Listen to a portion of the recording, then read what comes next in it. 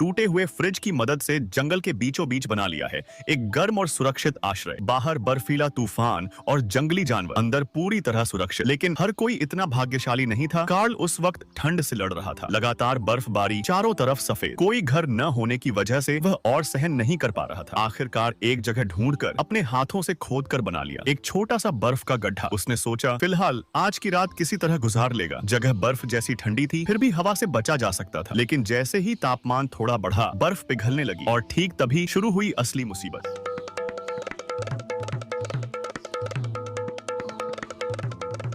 अचानक उसकी नींद खुल जाती है और आंख खुलते ही वह इतना डर जाता है कि एक पल भी वहां नहीं रुकता। तुरंत उस बर्फ के गड्ढे को छोड़कर वह तय करता है अब एक और सुरक्षित जगह ढूंढनी होगी। कुछ दूर चलने के बाद अचानक उसकी नजर पड़ी एक अजीब सा चौकोर सामान। खोलकर देखते ही वह एक फ्रिज निकला। कार्ल खुशी से पागल हो जाता है। यह कोई साधारण फ्रिज नहीं, यह मानो उसके लिए आसमान से उतरी जिंदा रहने की आखिरी उम्मीद हो। इस चीज को मिलते ही उसके शरीर में जैसे फिर से ताकत लौट आती है। फ्रिज को धक्का देते हुए कई दर्जन किलोमीटर का सफर तय करके वह पहुंच जाता है उस जगह पर जहां वह पिछले साल रहा करता था। नींव भर चुकी थी मिट्टी और कचरे से। चाहे उसका मन न भी हो, वह समझ जाता है इसे साफ करना ही पड़ेगा, क्योंकि अगर ऐसा नहीं किया तो आज की रात उसे उसी फ्रिज के अंदर गुजारनी पड़ेगी। जगह भले ही थोड़ी सी धंस गई हो, लेकिन मूल ढांचा अब भी ठीक है। बस ऊपर की मिट्टी हटाकर और अंदर की जगह थोड़ी बड़ी कर दी जाए तो एक अच्छा आश्रय तैयार हो सकता है। आधा दिन काम करते करते कार्ल का पेट पूरी तरह खाली हो जाता है। तभी उसे फ्रिज के अंदर मिल जाते हैं दो पुराने पेय। यह तो मानो लॉटरी लगने जैसा है। अब पानी की तलाश में जाने की जरूरत नहीं। उन्हें पीते ही उसके शरीर में फिर से ताकत लौट आती है। फिर बिना एक पल भी देर किए वह काम में लग जाता है। पास के जंगल से एक जैसे आकार की लकड़ी की डंडियां इकट्ठा करता है और जल्दी ही एक मजबूत फ्रेम खड़ा कर देता है। हर जोड़ की जगह रस्सी से कसकर बांध देता है ताकि बाद में वह ढह न जाए। सूखी टहनियों को बांधकर एक परत तैयार करता है और उसे छत पर बराबर फैला देता है। इससे काम आसान होता है और गर्मी भी बनी रहती है। जंगल में घर बनाने के लिए यह एकदम परफेक्ट तरीका है। लेकिन छत बनने के बाद भी बीच बीच में कुछ छोटे छोटे छेद रह जाते हैं। उन्हें भरना जरूरी है। यहाँ मिट्टी की कमी नहीं है, समस्या सिर्फ एक है, पानी की। तभी कार्ल दिमाग लगाता है। वह ढेर सारा बर्फ लाता है और आग से पिघलाकर उसे पानी में बदल देता है। खर्च थोड़ा ज्यादा पड़ता है, लेकिन यही इकलौता तरीका है। फिर मिट्टी और पानी मिलाकर कीचड़ तैयार करता है और सारे छेदों को अच्छी तरह भर देता है। हवा के आने जाने के सभी रास्ते पूरी तरह बंद कर देता है। इसके ऊपर वह एक और परत सूखी घास की बिछा देता है ताकि बारिश होने पर भी अंदर कोई समस्या न हो। इस तरह सब कुछ ठीक करने के बाद कार्ल ठंड से लगभग सुन्न हो गया था। वह जल्दी से अंदर जाकर चूल्हे में आग जला देता है। जैसे ही आग तेजी से भड़क उठती है, गर्मी धीरे धीरे पूरे कमरे में फैलने लगती है। जमा हुआ शरीर आखिरकार थोड़ा सामान्य होने लगता है, लेकिन वह जानता है यह लड़ाई अभी खत्म नहीं हुई है।